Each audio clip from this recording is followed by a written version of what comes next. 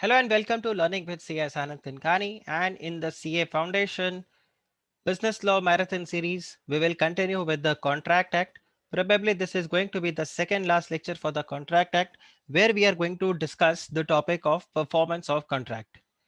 For all those of you who have not joined my Telegram channel, this is the Telegram channel CA Foundation Law, where you can get all the videos, the notes as well as the doubts. You can ask it on this Telegram channel. So अगर आपने इसको join नहीं किया तो please join and do subscribe to my channel to stay updated with every video that I make, not just for CA Foundation, in future for CA Intermediate and as well as for CA Final. So without wasting any time, let's get started. So today we will start with this concept of performance of contract. And in the performance of contract, there are so many topics that we have to cover. Some of the topics that we have already covered, but these are the topics जो हम आज की class में इसको आराम से cover करेंगे. Sorry. So first and foremost, one is the obligation of the parties to the contract. Now, obligation of the parties to the contract, simple concept. दो लोगों ने कॉन्ट्रैक्ट में एंटर किया, दोनों का ऑब्लिगेशन है और दोनों का ही राइट है. एक का राइट दूसरे का ऑब्लिगेशन, दूसरे का राइट पहले वाले का obligation. So one parties right is the obligation for the other and the other party's right is the obligation for the first party. So both the parties must perform their contract. So the parties to the contract, right? So I'll highlight the major points. The parties to the contract, they must perform, either perform or they must at least offer to perform their respective promise unless such performance is dispensed with. अब ये dispensed word का क्या meaning होता है? Dispensed means जब आपको मना कर दिया गया. हम बोलते हैं ना, राइट, दो it's not the right way, but आपको याद रखने के लिए इजी होगा. जैसे आपको बोलते हैं आपको सर्विस से डिसमिस किया गया है. Dismiss means you are being, आपको रिलीव कर दिया गया आपके सर्विसेज से, अब आपको आगे काम नहीं करना. वैसे ही परफॉर्मेंस को डिस्पेंस कर दिया गया है. डिस्पेंस करना भी मतलब you are being relieved from the obligation. So this is dispensed और it is excused under the provisions of the contract of under the Contract Act or any other law. The promises bind the representatives of the promiser in case of the death of such promiser before the performance unless a contrary intention appears from the contract. अभी इसका क्या मतलब है कि जो promisor है उसका legal representative वो भी बाउंड होगा इस प्रॉमिस से, उसी ऑब्लिगेशन से, अगर प्रोमिसर का डेथ हो जाए. So in case of the death of the promisor, the legal representative of the promisor is going to be bound by the performance of the contract. So one party who is going to perform the contract and let's say the person dies, then in that case the obligation will come on the response or the responsibility of the contract. The obligation will fall on the shoulders of the legal representative. But कुछ ऐसे contract होंगे जो कि legal representative के ऊपर नहीं आएगा. जैसे last year we lost lot of some great actors. Irfan Khan is one of them. Now let's say Irfan Khan had signed a contract to act in a particular movie with a producing company, and let's say when Irfan Khan died, the movie was in middle. So can you say the Irfan Khan's legal representative, they are now bound to perform and act in the movie? Answer is no. So कुछ ऐसे contracts होंगे जहां पे आप legal representative को bound नहीं कर सकते और ये आपका इंटेंशन कॉन्ट्रैक्ट से ही पता चल जाएगा. A classic example is, in fact आप लोगों ने अगर धमाल मूवी देखा है, इन दैट धमाल मूवी वो घास खाते हुए पेंटिंग बेचते हैं. So the person dies but they come and they act.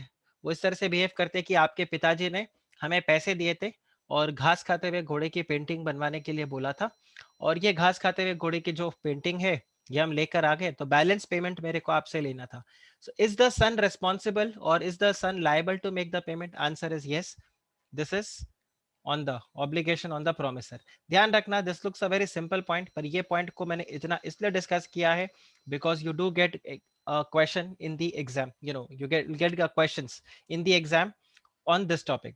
So यहाँ पे जैसे बताया है, A promises to deliver goods to B on a certain day on a payment of 1 lakh rupees. Now if A dies, then the legal representative is bound to deliver the goods and B is also bound to pay. But for example, A promises to paint a picture. Now if A dies, you cannot ask the legal representative to paint the picture, right?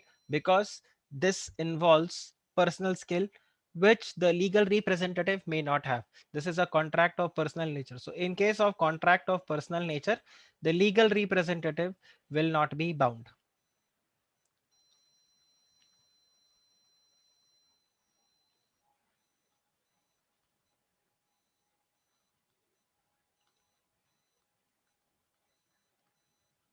Okay. Then we have, so yeah, आपको यहाँ पे analysis दिया हुआ है, so this is absolutely fine.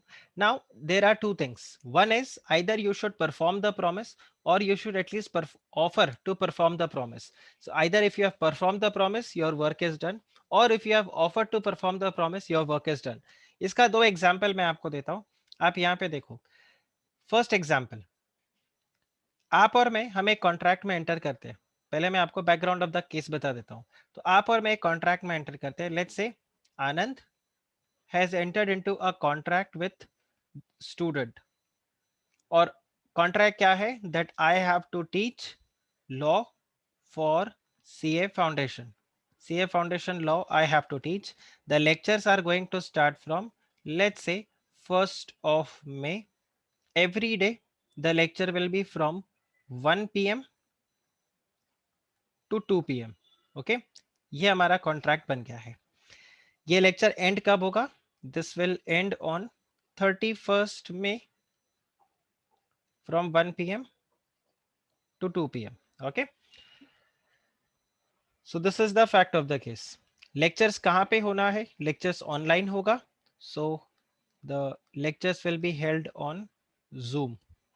Now, every day, from 1st of May, every day I log in, और मैं 1 बजे log in करता हूँ, 2 बजे log out कर देता हूँ. I log in at 1 p.m. I log out at 2 p.m. and you come, you join the session, I teach you law. This means I have performed the promise. Okay. So you log in, even I log in, I teach you law. I have performed my promise. Second scenario, I log in at 1 p.m. but you do not log in till 2 p.m. And this happens for the entire 1 month. ये from 1st May से लेके 31st May, मैं हर दिन 1 बजे log in करता हूँ, आप log in नहीं करते हो. तो यहां पर आप क्या बोलोगे? I have attempted to perform the promise. Okay, I have attempted to perform the promise, I have offered to perform the promise. Earlier I had tendered the promise, मैंने अपना प्रॉमिस फुलफिल कर दिया था. बट यहां पर मैं log in कर रहा हूं, आप लॉग इन नहीं कर रहे हो, आप पढ़ने के लिए नहीं आ रहे हो.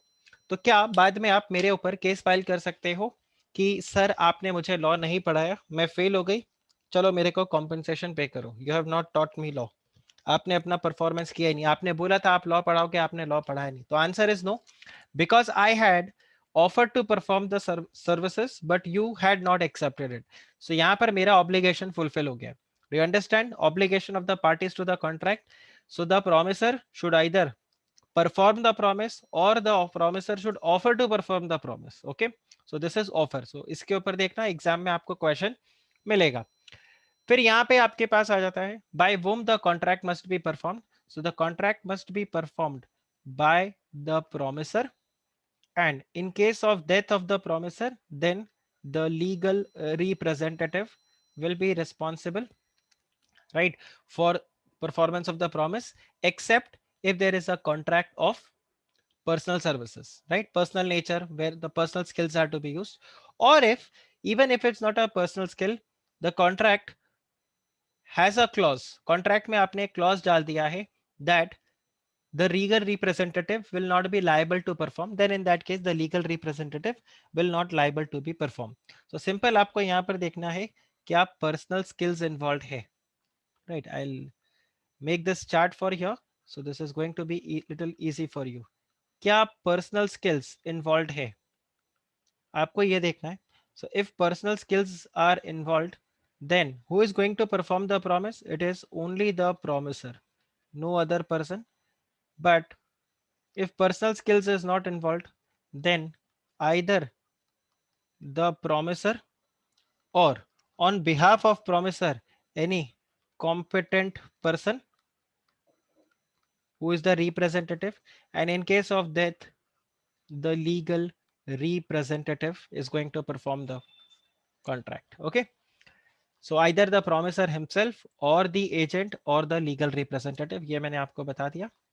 तो ये आप वापस से एग्जाम्पल को पढ़ सकते हो, right. This example, I think this was asked in the exam. So when we do PYQ series, we'll discuss this. So this was asked in the exam. Then performance of the third party. This example is again asked in the exam. अब यहाँ पर क्या है, अगर contract किसी third person ने perform कर दिया तो भी वो वैलिड डिस्चार्ज हो जाएगा। जैसे इस एग्जाम्पल के अंदर था, ए को कुछ गुड्स मिले थे, ए ने बी से कुछ गुड्स खरीदा था और बी को बोला था आई एम गोइंग टू पे यू 1 लाख रुपीज। बाद में ए ने बोला आई कैन नॉट पे द मनी। फिर ए का कोई फ्रेंड है सी, उसने क्या कर दिया, 60,000 रुपीज पे कर दिया to be on behalf of A. So just understand, who was liable to pay? A was liable to pay, but who paid? C, who is known to A, paid 60,000 on behalf of A. Now, how much B can file the case for? Can B sue A for entire 1 lakh rupees? Answer is no. B can sue. ये देखो, B can sue only for the balance amount of 40,000 and not for the whole amount because part of the promise is performed by the third party. तो आप ये देख लेना, यहाँ पर B cannot sue, इसको मैं इस तरह से लिख के क्रॉस कर रहा हूँ, B can not sue for entire 1 lakh rupees, B can sue only for the 40,000 rupees because out of 1,60,000 is already received. So just remember this question, right? Then if there is a joint promise, okay, if there is a joint promise, then in that case the joint promisors they must perform. So let's say same example if I give, again exam question, A, B and C, they jointly agreed that they are going to pay 6 lakh rupees to D. Okay, so technically it was 2 lakh, 2 lakh and 2 lakh. So either A, B, C they perform, or if A dies then A's legal representative, B and C they will be liable. If B also dies, A also dies, then the legal representative. So ultimately, if you have to see, either the joint promisor or their legal representatives, they are going to perform the promise. Exam question definitely आपको यहाँ पे मिलेगा इसके regard में. There is one exam question which I would like to discuss before I take succession and assignment. Although ये वापस आएगा, but this seems to be important. So यहाँ पे आप देखो joint promisors है. So let's say P plus Q plus R. तीनों ने joint promise किया that they are going to pay to A 6 lakh rupees. Okay, so technically P is liable to pay 2 lakh, Q is liable to pay 2 lakh, R is liable to pay 2 lakh. Okay, now let's presume P has already paid 6 lakh rupees to A. Now what are the rights of P?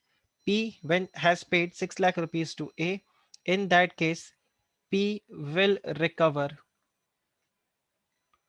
P will recover 2 lakh rupees from Q and 2 lakh rupees from R. Okay, ये आपको ध्यान रखना है. अभी आपको मैं यहाँ पे एक एग्जांपल और देता हूँ. Same thing, P has paid 6 lakh rupees to A, R becomes insolvent. Okay, R becomes insolvent and only 60,000 rupees is recovered. तो अगर आप यहाँ पे चेक करो तो आर का इंसॉल्वेंसी लॉस कितना है, आप देखो 2 लाख रुपीस पे करना था but only 60,000 was recovered. So balance 1,40,000. This is the insolvency loss, correct. This insolvency loss will be borne by P and Q in equal ratio because they all had decided to pay equally. So 70,000 and 70,000. Okay, so just remember P and Q cannot say that R has become insolvent, then this 1,40,000 A ye loss आप bear करो. A is no way going to bear the insolvency loss until unless all of the three they become insolvent and nothing is recovered. Then A is responsible. Otherwise, P, Q, R they are collectively responsible. Just remember this. They are collectively responsible. Okay. Now let's see. You have a concept of succession and assignment. Succession and assignment में simple दो point आपको ध्यान रखना है. I think last class also we had discussed about the succession. So just understand when we discuss about assignment, assignment का क्या मतलब होता है? You have done the transfer. Succession क्या हो जाएगा? Succession is also a transfer. Okay, but जब हम बात करते हैं असाइनमेंट में ट्रांसफर का, असाइनमेंट में only benefits are transferred, not the obligations. But in case of succession, both the benefits as well as the obligations, ये दोनों ही ट्रांसफर हो जाता है. But of course, the benefits will be more than the obligations. The obligations can never be more than the benefits, right? So just remember, but the obligations can never be,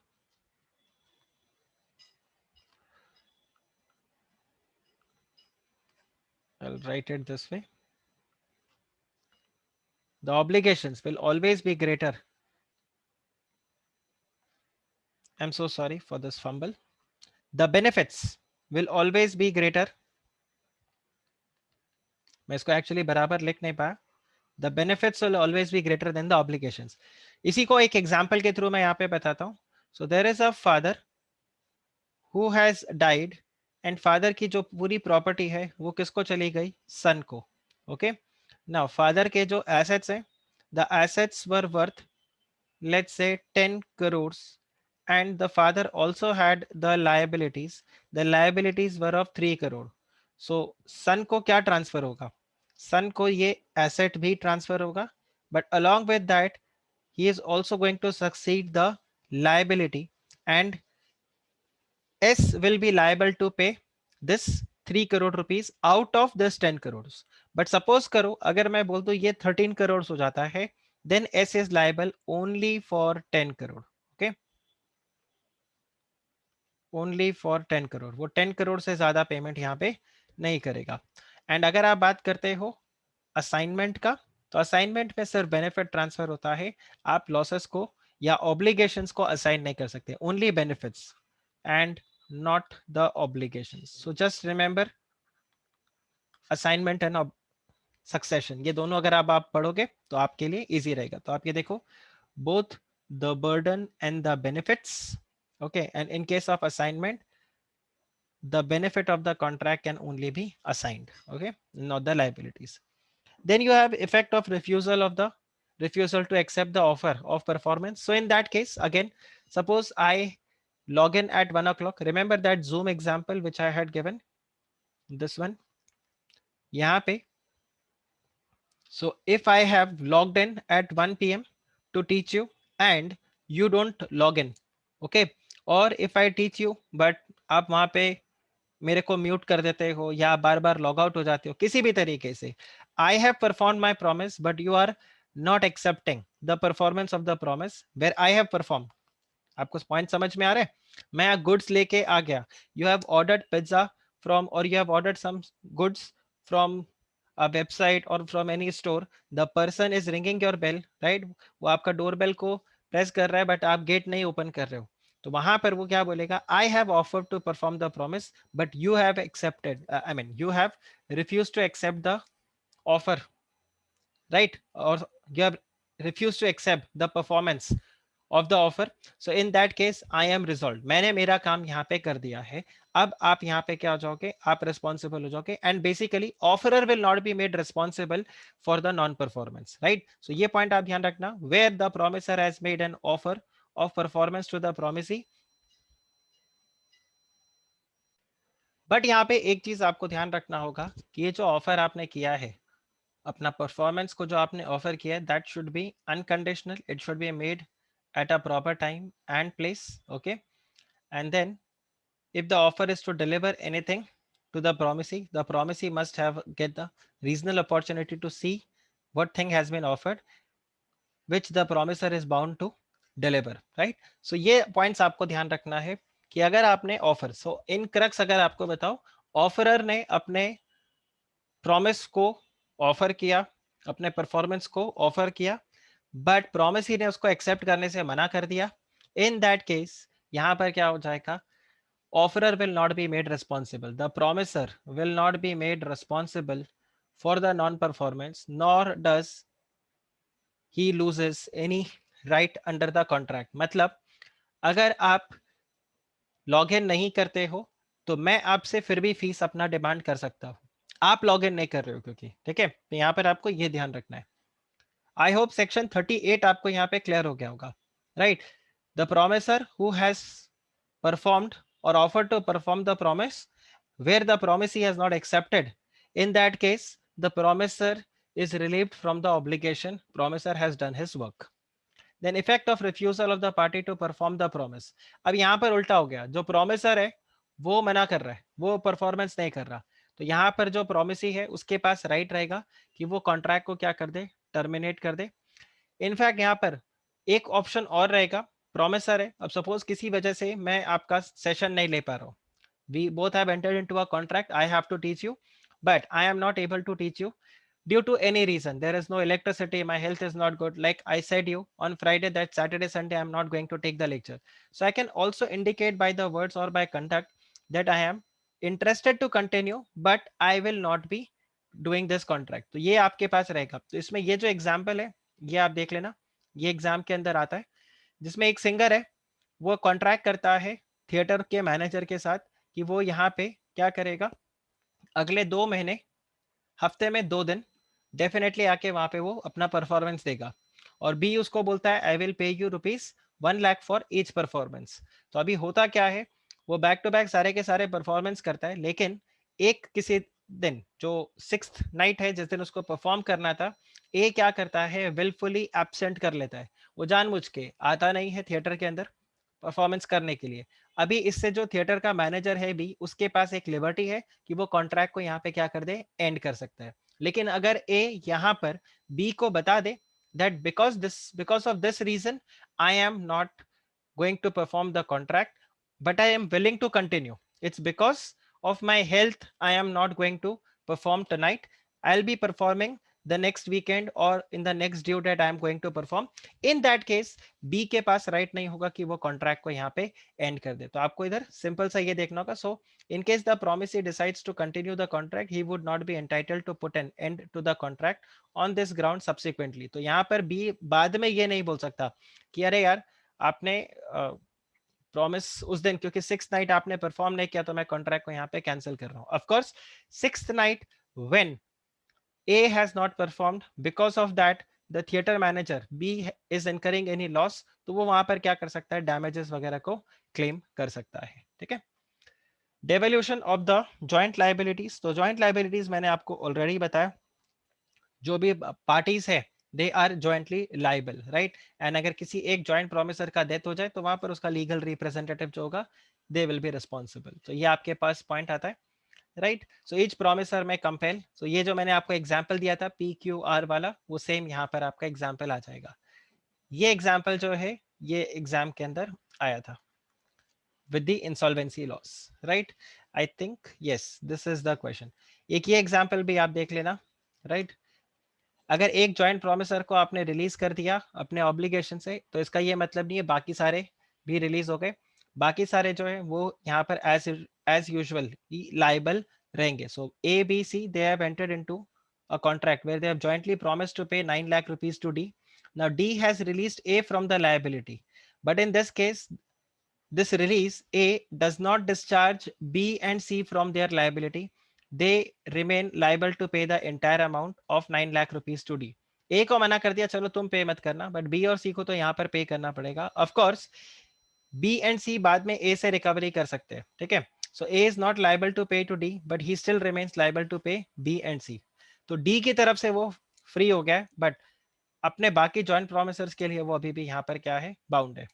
rights of the joint promisee, ये मैंने आपको बताया, अगर किसी ने joint promisor ने दूसरे joint promisor का ऑब्लिगेशन फुलफिल कर दिया है तो वो वहां पर उससे रिकवरी कर सकता है। जैसे PQR में से मैंने आपको बताया P ने पूरा का पूरा पेमेंट कर दिया, तो अब यहाँ पर जो भी Q और R के बिहाफ में पेमेंट किया गया है वो यहाँ पर रिकवर कर सकता है। और अगर suppose Q has died, R has died, तो उनके लीगल रिप्रेजेंटेटिव से ये अमाउंट को रिकवर किया जाएगा।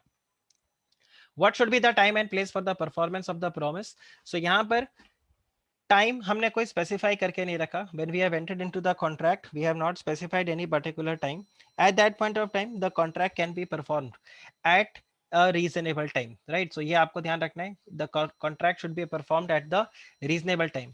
यहाँ पे एक और वर्ड आ रहा है, where no application is to be made, where and no time is specified. No application is to be made means आपको promisee से कॉल रिसीव करने का जरूरत नहीं है. सो एक क्या रहता है कि सर मैं आपको कॉल करूंगा, फिर आप लेक्चर स्टार्ट करना. ठीक है, this is where we will say the application has to be made by the promisee. मैं प्रोमिसर हूं, आप प्रोमिसी हो.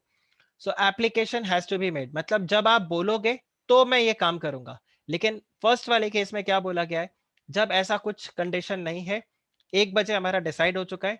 Now whether you call me or you don't call me, 1 o'clock the session has to start, right? So no application is to be made. But यहाँ पर हमने क्या करके रखा है, हमने ना तो कोई ऐसा एप्लीकेशन का कंडीशन दिया और ना ही हमने कोई यहाँ पर टाइम कंडीशन दिया है. So when the performance should be done, it should be done at the reasonable time. अब व्हाट इज रीजनेबल टाइम, ये आपका डिपेंड करेगा on a case to case basis.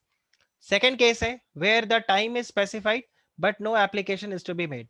ये वो वाला केस हो जाएगा जब हमने डिसाइड कर लिया 1 PM the lecture has to start, but I don't have to call you, you don't have to call me.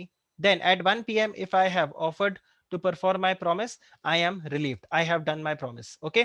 तो यहाँ पर आपको सिंपल पॉइंट ध्यान रखना है. 1 बजे, अब सपोज करो मैं 4 बजे आपको कॉल करके बोलूं कि चलो लेक्चर में आप आ जाओ, तो आप मना कर सकते हो. आप ये बोल सकते हो, no sir, you have breach the contract. आपने प्रॉमिस किया था 1 o'clock आप पढ़ाओगे, 1 o'clock आपने वहां पे लॉग इन नहीं किया.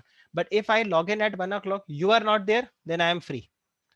फिर यहाँ पे आता है application of the performance is to be made on a certain day to be at the proper time and a proper place. So यहाँ पर क्या हो गया, आप मुझे कॉल करके बोलोगे तो मैं आपको पढ़ाऊंगा. हमारा कॉन्ट्रैक्ट ऐसा है. Now in this case you call me at 1 AM. Sir, I am interested in studying law right now, please start the lecture. Now this is not the reasonable time. Okay, so it should be done at the usual business hour. Now, what is proper place and time? This will again depend on a case to case basis. This is going to be the question of fact. Law में दो तरह के questions होते हैं जब भी इस तरह का situation आता है.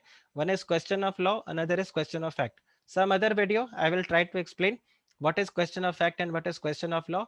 पर यहाँ पे आप समझो this is a question of fact जिसमें कि डिपेंड करेगा हर सिचुएशन के सिचुएशन पे. ठीक है, तो ये आपका हो गया. Then place for the performance of the promise where no application is to be made, no fixed place is done. अभी तक हम टाइम की बात कर रहे थे, अब हम यहाँ पे प्लेस की बात कर रहे हैं. तो प्लेस कहाँ पर करना होगा, जो भी प्लेस आपका डिसाइड किया गया वहां पे कर दो, और नहीं तो जो भी आपका रीजनेबल प्लेस रहेगा वहां पे. तो reasonable time, reasonable place. If it is not fixed, if it is fixed, then as per the fixed time and as per the fixed place. Application is to be made, then application जब आपसे किया जाएगा, जब आपको call किया जाएगा तब आप करोगे. एप्लीकेशन का कोई क्लॉज नहीं है तो अगेन आपको रीजनेबल टाइम पे और रीजनेबल ड्यूरेशन में उसको आपको कंप्लीट करना होगा. आई वुड सजेस्ट यू, एक आप इस तरह से चार्ट बनाना if you can make, and अगर आप बना सकते हो you can send that chart to me. I can check that chart and I can let you know whether that is perfect or not. See, one is with respect to the time. Okay, time is fixed, time is not fixed. Okay, then same way, place is fixed or place is not fixed. Then same way, application to be made or application is not to be made. If time is fixed as per the contract, not, then reasonable. ये chart तो मैंने ही बना थी आपको. If place is fixed, well and good. Not fixed, then reasonable place. Application is to be made, then after the application is made, an application is to be made again at the usual business hour. ये आपको ध्यान रखना है, usual business hours में होगा. And if application is not to be made, then again in this case आप यहाँ पर क्या बोलोगे, reasonably. Perform the contract reasonably. So simple आपका ये प्रोविजन रहता है. सो जस्ट ये आपके पूरे सेक्शन 46, 47, 48, 49 को पूरा कवर यहाँ पे कर देता है, राइट?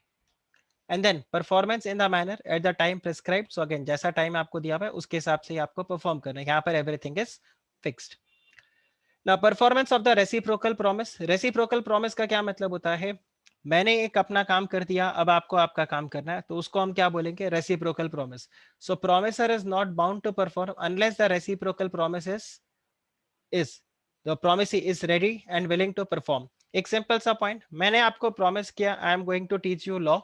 ओके, ये मैराथन सीरीज में लेके आऊंगा. रेसिप्रोकल प्रॉमिस क्या है कि आप मेरे वीडियो को लाइक करोगे, चैनल को सब्सक्राइब करोगे, correct. So if you don't do that, I am not bound to come and teach you law at CA foundation level or for this marathon series, right? So please इसी बात पे, if you haven't liked the video, do like the video and also subscribe to this channel. Anyway, promotion भी हो गया, वापस से concept पे आते हैं. But I hope you must have understood, if the promiser is ready to perform the promise but the promise is not ready to perform the reciprocal promise, then in that case the promiser is not bound to perform. जैसे एक बहुत ही अच्छा example यहाँ पे है, A and B they enter into a contract where A says that I am going to deliver goods to B, but B has to pay the money on delivery. Now, if upon delivery B is not willing to pay for the goods, then A need not deliver the goods unless B is ready and willing to pay for the goods on delivery. I think काफी simple ये आपके पास रहेगा. What should be the order of performance of the reciprocal promise? अभी हमारे हमारे contract के अंदर मैं पहले वीडियो लेके आऊंगा, फिर आप उसको लाइक करोगे, करेक्ट. मैं ऐसे नहीं बोल सकता आप पहले वीडियो को लाइक करो फिर मैं लेक्चर लेके आऊंगा, because that is not possible. So in some cases the performance, order of the performance, this is going to be decided कि कौन पहले क्या करेगा, राइट. कई जगह आपको रहता है एडवांस पेमेंट करो फिर गुड्स डिलीवर होगा, कई जगह होता है गुड्स डिलीवर करो फिर पेमेंट होगा, तो इट इज प्री डिसाइडेड. कई जगह it is going to depend again question of fact, तो आपको सिचुएशन में देखना होगा. जैसे आपका मेरा केस क्वेश्चन ऑफ फैक्ट है, I am going to first come up with the video, only then you are going to like that video. Okay, so this is there.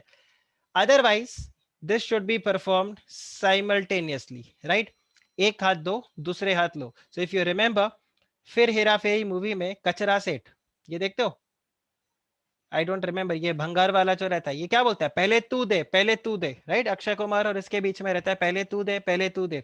So because they are trying to decide what is going to be the order of performance of the reciprocal promise, so they perform it simultaneously. एक हाथ से back देते हैं और दूसरे हाथ से फिर वो करेंसी लेते हैं, राइट. सो ये आपका रहेगा. then liability of the party preventing the event on which the contract of sale is to take effect.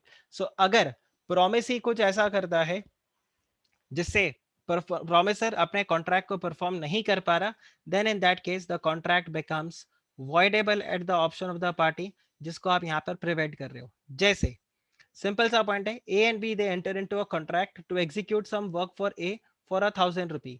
B is ready and willing to execute the work accordingly, but A prevents him from doing. Now in this case, the contract is voidable at the option of B, where I say B is not bound to perform the promise, right? He can also resign the contract. और अगर उसको कोई loss हुआ तो उसके लिए वो यहाँ पर ए से कॉम्पनसेशन भी ले सकता है, जो कि बी को यहाँ पर ए को यहाँ पर पे करना पड़ेगा. Simple, right. फिर आप देखिए, सो जैसे एग्जाम्पल मैंने आपको दिया, 1 PM I log in, but आप लॉग इन नहीं करते हो, ठीक है.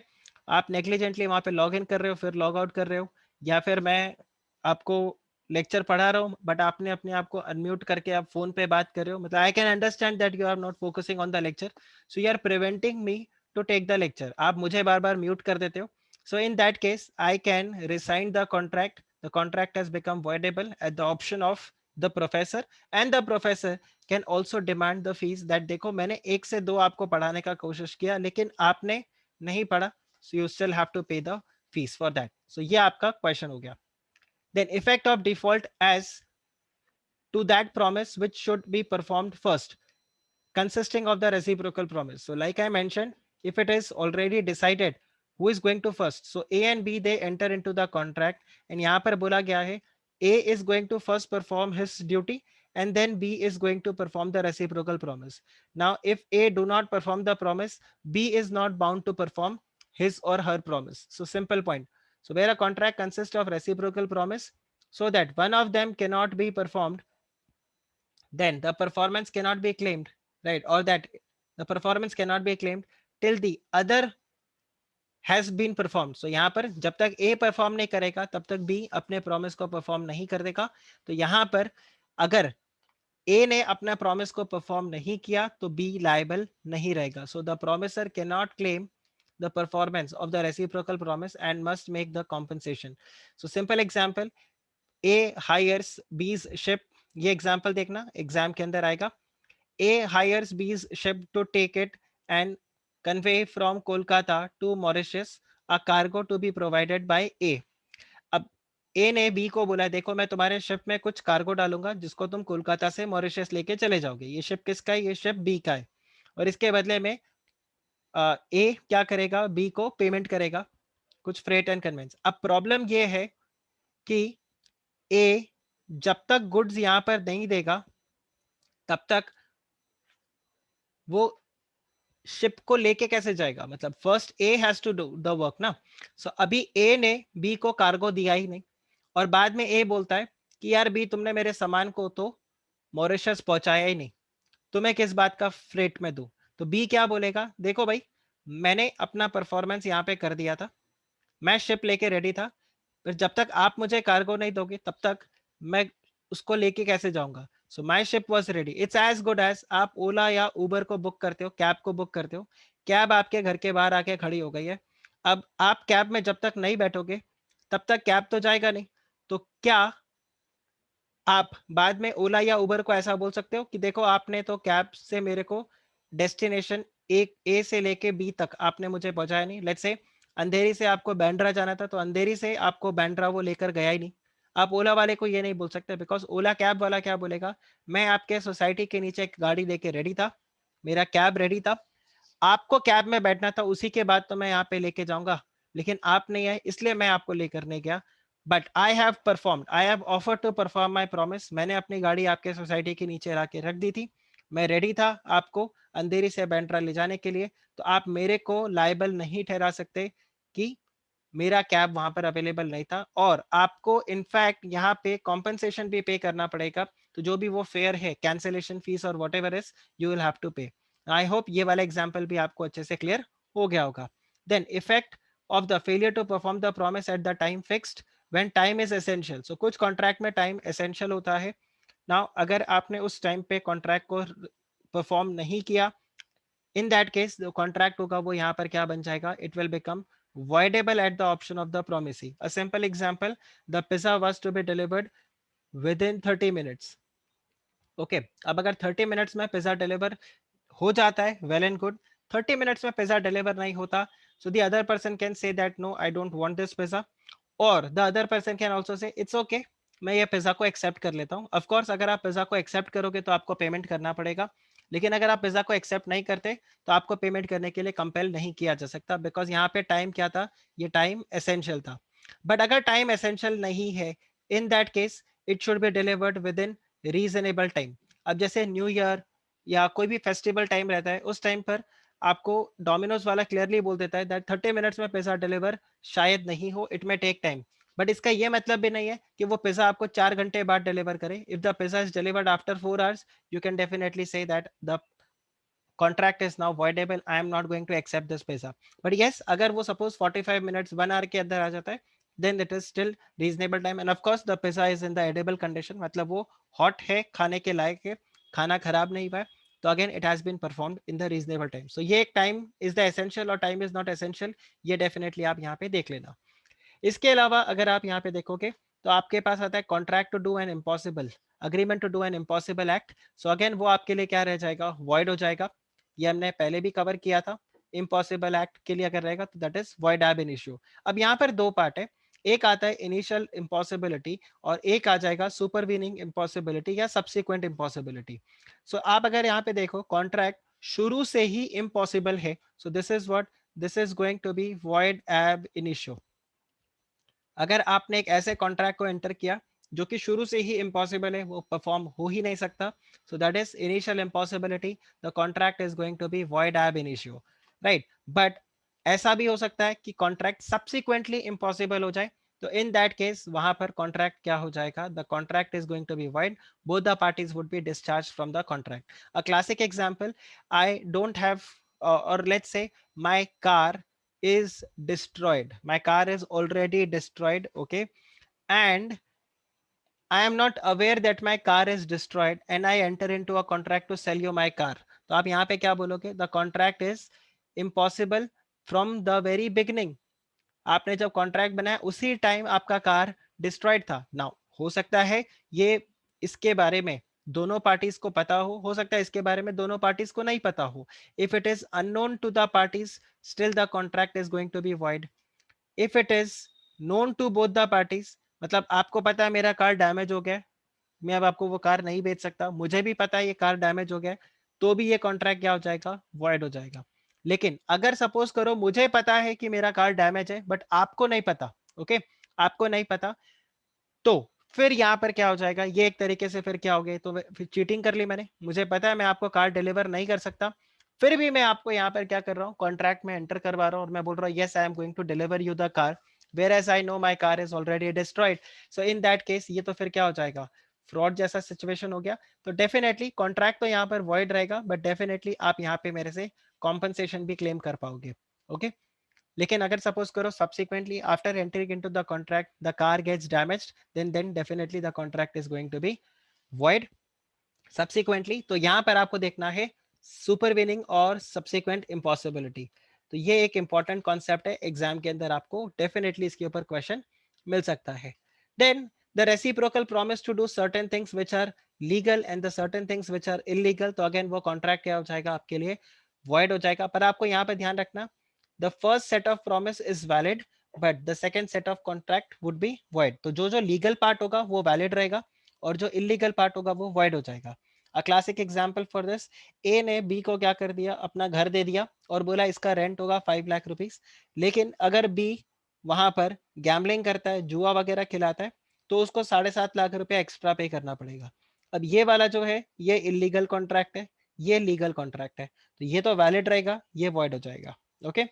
Then alternative promise, if one branch is illegal, so if one branch is illegal, then that illegal part will not be valid, that cannot be done, that will be void, but the legal part will be valid contract. जैसे A ने B को बोला मैं आपको 1 लाख रुपए दूंगा और आप मुझे बाद में या तो चावल दोगे या आप मुझे ओपीएम ला के दोगे, ड्रग्स, अफीम जिसको बोलते हैं.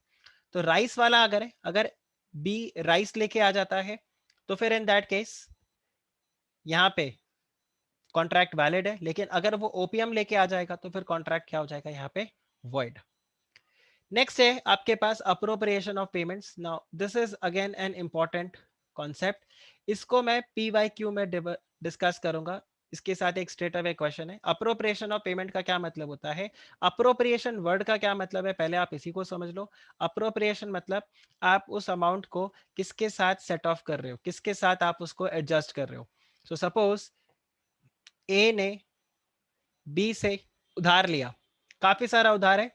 लेट्स से जनवरी में उसने लिया कुछ लोन, फेब में कुछ लिया, मार्च में कुछ अमाउंट लिया. लेट्स से 5,000 रुपीज जनवरी में लिया, 3,000 रुपीज फेब में लिया, 1,000 रुपीज मार्च में लिया. अभी ए क्या करता है? ए 4,000 रुपए पे कर देता है बी को. ना ये 4,000 रुपये आप किसके साथ एडजस्ट करोगे, किसके साथ अप्रोप्रिएट करोगे? इस जनवरी वाले 5,000 के साथ, इस 3,000 के साथ, इस 1,000 के साथ, या सबके साथ थोड़ा थोड़ा, या आप पूरे जनवरी के अमाउंट को सेट ऑफ करोगे, या आप बोलोगे चलो ये फेब और मार्च 4,000 पूरा सेट ऑफ हो रहा है तो मैं फेब और मार्च को करूंगा. इसको हम बोलते हैं अप्रोप्रिएशन ऑफ पेमेंट. और बहुत ही इंपॉर्टेंट कॉन्सेप्ट है ये. पास्ट ईयर क्वेश्चंस जब हम डिस्कस करेंगे वहां पर मैं इस टॉपिक को लूंगा, क्योंकि वहां शायद मैं आपको ज्यादा अच्छे से इसको समझा पाऊंगा. Then the contracts which need not be performed with the consent of both the parties. अब यहाँ पे ध्यान रखना, आप कॉन्ट्रैक्ट को परफॉर्म नहीं कर रहे हो. क्यों नहीं कर रहे हो? Because both the parties have entered into a agreement कि चलो ये कॉन्ट्रैक्ट को नहीं करना. मैंने आपके साथ एक कॉन्ट्रैक्ट किया था कि मुझे आपको लॉ पढ़ाना है, आपने भी कॉन्ट्रैक्ट किया था यस सर आप मुझे लॉ पढ़ाओगे और ये हमारा फीस रहेगा. बट कुछ ऐसा हो गया जहां पर आप बोल रहे हो सर ना तो आप मुझे लॉ पढ़ाओ ना मैं आपको फीस दूं, और हम दोनों इस बात से अग्री कर जाते हैं. तो these are the contracts which need not be perform. अब ऐसा क्यों होता है? क्योंकि यहाँ पर ये तीन चीज आ जाती है, या तो नोवेशन, या फिर रिसेशन, या फिर ऑल्टरेशन. नोवेशन का क्या मतलब होता है? हम एक नए कॉन्ट्रैक्ट में एंटर करते हैं. आपने बोला सर मैंने सीए का जो कोर्स है उस सीए के कोर्स को ही ड्रॉप कर दिया है, ठीक है, उस सीए के कोर्स को ही ड्रॉप कर दिया, I am not going to pursue now CA, तो सर सीए फाउंडेशन का लॉ पढ़ने का कोई मतलब ही नहीं है। तो हम यहाँ पर कॉन्ट्रैक्ट को क्या कर रहे हैं, कैंसिल कर रहे हैं, रिसाइंड कर रहे हैं।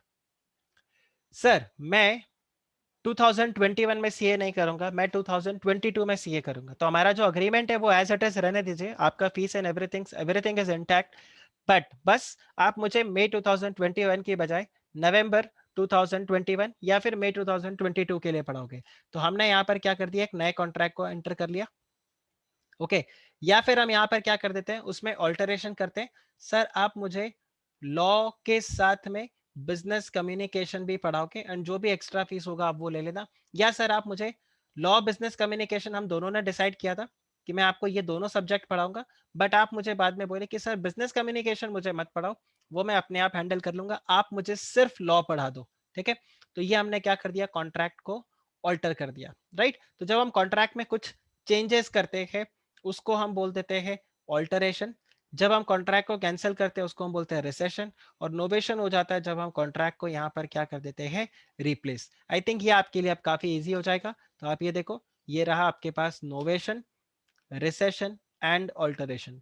सो डू रीड दिस, नोवेशन और ऑल्टरेशन के बीच में डिस्टिंग्विश बिटवीन दिया हुआ है।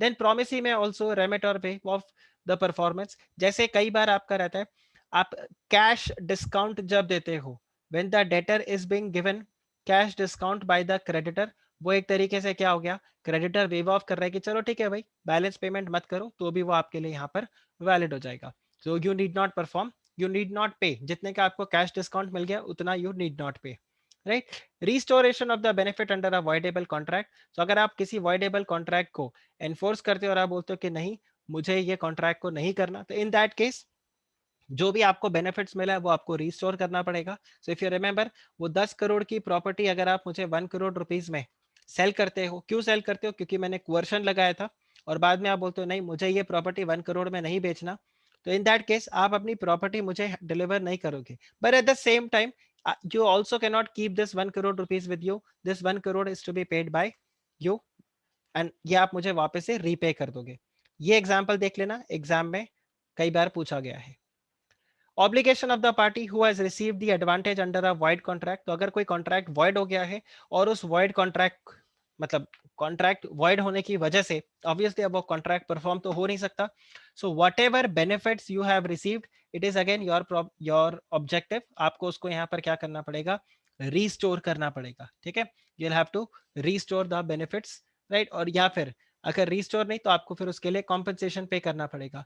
सो इफ यू रिमेंबर, हमने क्वासाई कॉन्ट्रैक्ट देखा था जिसमें सेक्शन 72 हमने देखा था कि वॉइड कॉन्ट्रैक्ट के अंदर अगर आप एंटर कर जाते हो, ठीक है, बिकॉज ऑफ मिस्टेक और anything, then in that case you will have to repay, remember, तो you will have to restore आपके पास goods, obligation of the party, right, section number 70 non gratuitous act, अगर आपने एंजॉय किया तो again by mistake ही आपने किया हो, but it is your responsibility now either to restore. Remember, आपके घर पे एक सेल्स मैनेजर गलती से बिस्किट का पैकेट छोड़ के चला गया और आप उसको कंज्यूम कर लिए, तो आइदर पे फॉर इट और if the biscuit packet is intact give it back to the manager, right. तो ये आपके पास केस है, इसको आप आराम से देख लेना। कम्युनिकेशन ऑफ द रिसेशन, अगर आप कॉन्ट्रैक्ट को वहां पे रिसाइन कर रहे हो तो आपको सामने वाले पार्टी को कम्युनिकेट करना पड़ेगा कि ये कॉन्ट्रैक्ट को आपने रिसाइन किया है, ठीक है। तो ये आपको देखना है।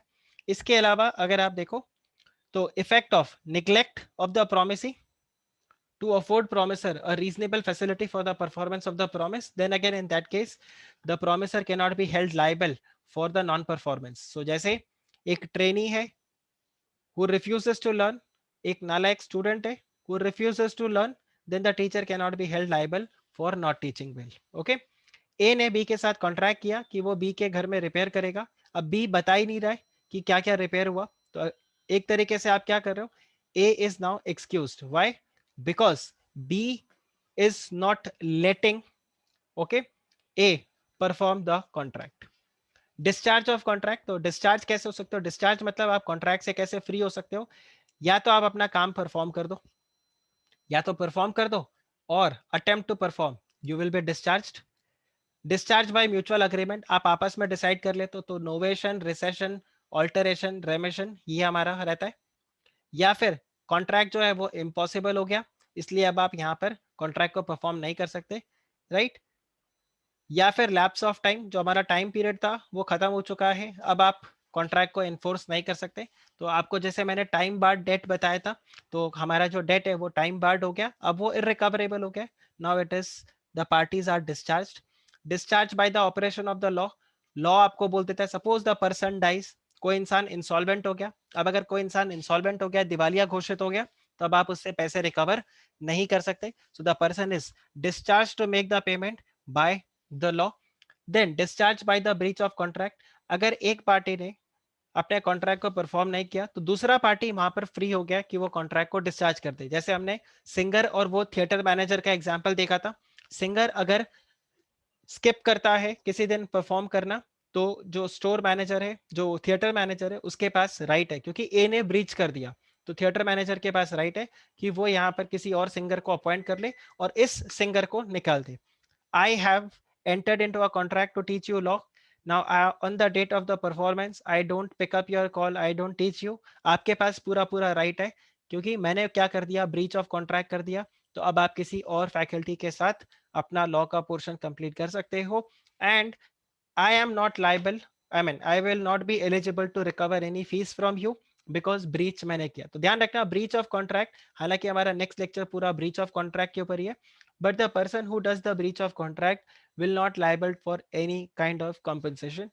Rather, the other party will be liable for compensation due to the breach, अगर सामने वाले को कोई loss हुआ है तो।